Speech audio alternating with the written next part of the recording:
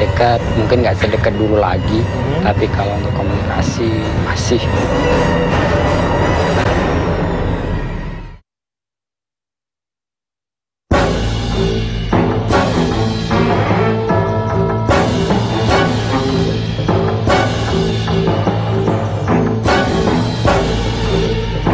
Kriminalitas sepertinya tak akan pernah habis hingga bumi ini runtuh.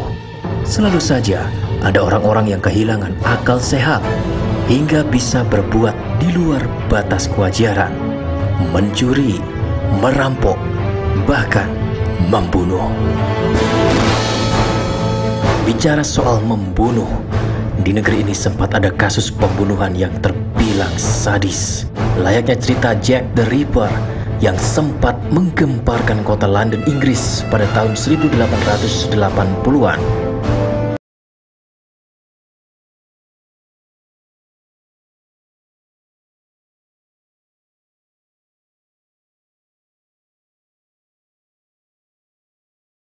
Jadi saksi bisu soal cerita pembunuhan berantai yang pernah terjadi di Jakarta. Ardiansyah adalah korbannya. Januari 2010, Ardiansyah yang merupakan anak jalanan dimutilasi. Bocah bernasib malang ini juga sempat mengalami kekerasan seksual. 4 potongan tubuh Ardiansyah ditemukan di dekat jembatan BKT Jalan Raya Bekasi, kilometer 27 Cakung, Jakarta Timur, tersimpan di dalam sebuah kardus. Sedangkan bagian kepalanya ditemukan di Kali Cijengkol, tak jauh dari terminal Pulau Gadung. Kasus pembunuhan disertai mutilasi ini akhirnya terungkap. Inilah sang eksekutor. Namanya Baikuni, biasa disapa Babe. Ia lahir di Magelang, Jawa Tengah pada tahun 1961. Babe diringkus di rumah kontrakannya, Jalan Haji Murdalim, RT 6 RW 2 Pulau Gadung, Jakarta Timur. Berdasarkan pengakuannya, Babe sudah menghabisi 14 nyawa sejak tahun 1995 hingga 2010. Hampir semua korbannya merupakan anak jalanan yang usianya berkisar antara 9 hingga 12 tahun. Babe ternyata memiliki perilaku seks menyimpang. Dan dalam mencari mangsa, Babe punya kriteria sendiri. Bagi saya itu yang rambutnya lurus, itu yang manis gitu, atau yang badannya kurus deh. Yang lebih mengejutkan, ternyata Babe melampiaskan hasrat seks menyimpangnya itu ketika korban sudah tak bernyawa. Jadi supaya dia puas itu kan. Soalnya ada alasannya, ibaratnya kalau seperti secara hidup-hidupan itu pasti baru ketahuan. Dan Babe punya alasan kenapa korbannya dimutilasi. Udah saya perbuat, saya bingung rasanya gitu. Bingung ya, mau kemana uangnya, mau kemana ininya. Nah udah setelah itu saya langsung bawa golok, nekat begitu aja supaya ringkes, supaya ini.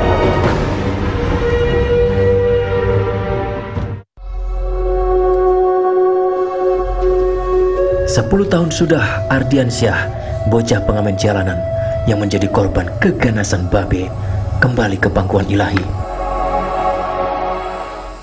Kalau Ardiansyah itu orangnya seperti anak-anak biasa gitu. Dia kan masih ada-adian kalau pengamen. Dia sih emang dari dulu kalau masalah pulang ke Babe mulu, jarang pulang ke rumah gitu. Babe itu ya orangnya sih nggak banyak ngomong gitu, kayak seorang pendidik gitu, didik anak-anak pengamen. Jadi kalau setiap ada pengen mau nabung, mau beli apa, ntar dikumpulin sama dia, ntar dibeliin.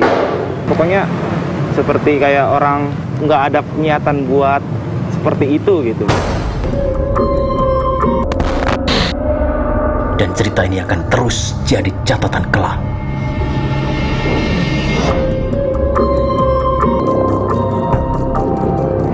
memang manusia keji. Ia tak segan menghabisi nyawa korban yang tak bersedia melayani hasrat seks menyimpangnya.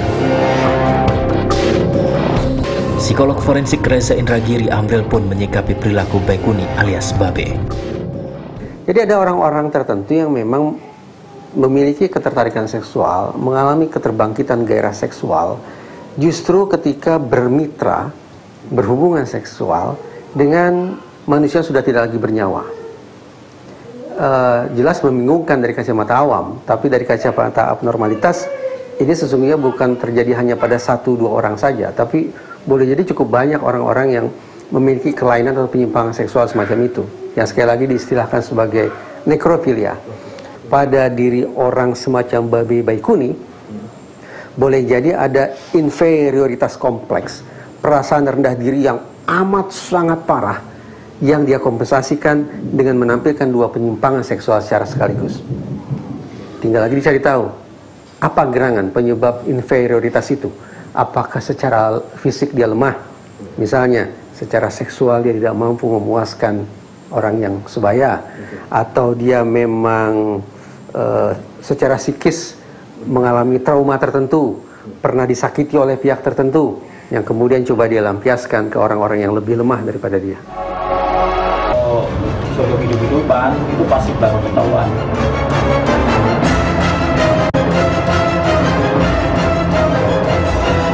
Kalau dekat mungkin nggak sedekat dulu lagi, tapi kalau untuk komunikasi masih.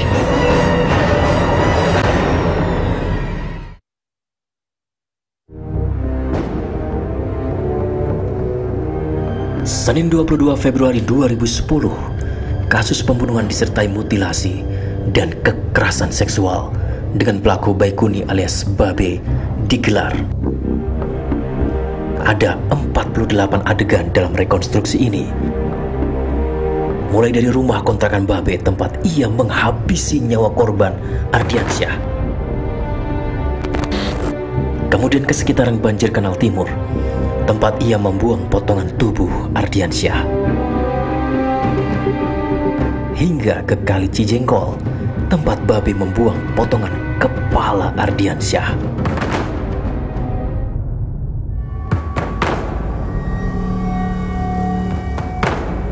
Setelah dinyatakan lengkap, kasus pembunuhan berantai yang melibatkan Baikuni alias Babe kemudian maju ke persidangan. Sampai akhirnya 6 Oktober 2010, Pengadilan Negeri Jakarta Timur menjatuhkan vonis penjara seumur hidup kepada Baikuni alias Babe. Vonis ini lebih ringan dari tuntutan jaksa yang menuntutnya hukuman mati. Jaksa pun banding. 13 Desember 2010, vonis Babe diperberat di Pengadilan Tinggi Jakarta. Babe divonis hukuman mati.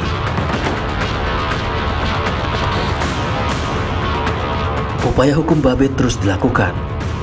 Ia mengajukan kasasi atas putusan Pengadilan Tinggi Jakarta, namun putusan tak berubah. Baikuni alias Babe tetap divonis hukuman mati. Begitu pula di tingkat Mahkamah Agung. Kini, Baikuni alias Babe tinggal menunggu eksekusi. Rupanya, Baikuni punya masa lalu yang kelam. Terlahir dari orang tua yang berprofesi sebagai petani, kehidupan Baikuni kecil tak bahagia. Baikuni juga kerap diolok-olok oleh temannya lantaran sering tak naik kelas. Sampai akhirnya, Baikuni memutuskan untuk merantau ke Jakarta pada usia 12 tahun. Baikuni pun jadi anak jalanan. Saat itulah Baikuni kecil mengalami kekerasan seks yang dilakukan oleh pria dewasa yang juga hidup di jalan. Orang-orang dengan perilaku semacam ini, yaitu sebutlah kejahatan pedofilia ini, dulunya adalah korban. Korban yang melalui 2 mekanisme tertentu, kemudian tumbuh dewasa, ternyata menjelma sebagai pelaku baru. Mekanisme pertama adalah korban ini mengalami kebingungan luar biasa, dia tidak bisa memahami dalam usia yang masih sangat-sangat muda, dia harus mengalami sebuah peristiwa yang tidak bisa dia pahami, peristiwa seksual menyimpang. Dia tidak bisa paham itu. Alhasil, setelah dia dewasa, melakukan perbuatan serupa adalah dalam rangka memperoleh pemahaman yang lebih baik, memperoleh pemahaman yang lebih utuh tentang sebuah peristiwa yang dulu dia tidak pahami. Mekanisme yang kedua adalah orang ini kemudian mengincar anak-anak sebagai objek pemuasan seksual, tak lain tak bukan adalah sebagai sebuah ekspresi dendam, sakit hati, kebencian, amarah. Sayangnya dia tidak bisa melancarkan amarah, mengekspresikan dendam itu kepada orang yang sudah menyakiti dia. Alhasil dia mencari objek pengganti, objek yang lebih lemah, objek yang bisa dia kuasai, objek yang bisa dia manipulasi. Siapa itu? Tak lain tak bukan adalah anak-anak juga. Selain nama Baikuni alias Babe, ada nama Robot Gedek. Di tahun 1996, nama Robot Gedek juga sempat menggemparkan warga Jakarta. Modus kejahatan Robot Gedek sama seperti Babe, melakukan kekerasan seks kepada anak-anak dan membunuhnya dengan cara dimutilasi. Total, sudah 12 orang bocah yang menjadi korban keganasan Robot Gedek. Lelaki bernama asli Siswanto ini akhirnya diringkus polisi pada 27 Juli 1996. Dan dalam persidangan, Robot Gedek divonis hukuman mati. 91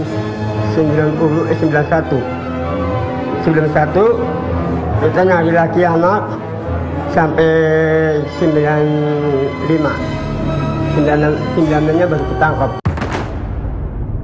Aksi-aksi kejahatan seksual, apalagi yang dilakukan terhadap anak, tetap harus dipandang sebagai sebuah kejahatan yang serius. Karena itu kejahatan serius, maka ancaman hukumannya, hukuman atau putusan dari hakim juga semestinya maksimal.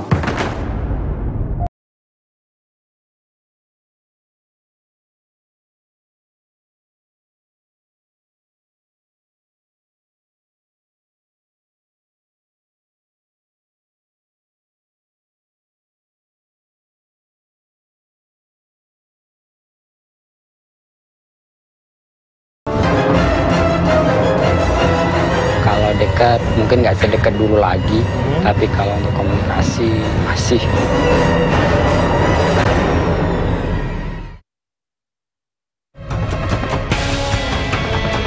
Selain Babe dan Robot Gedek, nama Rian Jombang juga tak kalah tenar di dunia kriminal. Di pertengahan tahun 2008, polisi membongkar jejak kejahatannya. Gestur tubuhnya terlihat begitu lembut. Tutur katanya sopan dan menandakan kalau ia seorang yang terpelajar.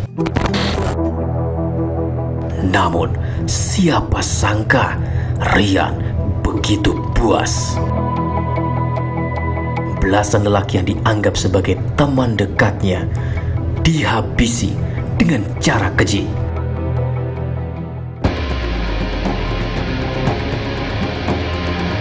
Nama Rian Jombang santer setelah polisi menangkapnya pada 15 Juli 2008. 3 hari setelah penemuan potongan tubuh manusia yang tersimpan dalam 2 buah tas di belakang kebun binatang Ragunan, Jakarta Selatan. Identitas potongan tubuh berjenis kelamin lelaki ini terkuak. Ia adalah Heri Santoso, seorang manajer penjualan di sebuah perusahaan swasta di Jakarta. Heri dihabisi di apartemen Margonda Residence, tempat Rian tinggal. Proses penyidikan terus berlanjut. Polisi kemudian mengaitkan kasus mutilasi yang terjadi di desa Jatiwates, Kecamatan Tamblang, Jombang, Jawa Timur. Satu persatu korban kekejaman Rian terungkap. Rupanya, lelaki bernama asli Ferry Idam Heriansyah ini telah melakukan aksi kejinya sejak 2007 lalu. Dan korbannya mencapai 11 orang. Rata-rata korban yang dihabisi oleh Rian adalah lelaki yang merupakan teman dekatnya. Tidak begitu mudah untuk memasukkan Rian Jombang ke dalam kriteria psikologis tertentu. Mengingat bahwa ternyata korban Rian Jombang ini tidak hanya laki-laki dewasa yang sepertinya sudah menjadi mitra seksual menyimpang dia, tapi juga tercatat Rian ini pernah menghabisi perempuan dewasa dan anaknya. Tapi kalau kemudian kita batasi fokus kita bahwa Rian sebagian besar korbannya adalah mitra seksualnya, berarti ada kesamaan jenis kelamin antara Rian dengan mitra seksualnya, maka inilah yang masyarakat tahu persis ini diistilahkan sebagai homoseksualitas. Homoseksual. Masyarakat kita tetap memandang homoseksual sebagai bentuk penyimpangan seksual. Tentu saja kita menggunakan sekian banyak parameter ya, sekian banyak acuan nilai untuk kemudian mengatakan ini sebagai sebuah penyimpangan. Tidak cukup bagi kita hanya dengan menggunakan satu acuan saja untuk mengatakan A, B, C dan seterusnya.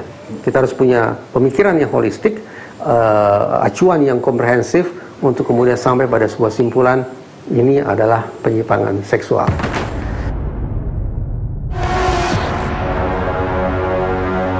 Ya, Rian memang penyuka sesama jenis. Ia memiliki kekasih bernama Noval Andreas. Dan inilah pengakuan Rian. Kalau waktu di Pondok Rajak, Mas Rian masih dekat sama yang namanya Novel. Masih nggak hingga kini?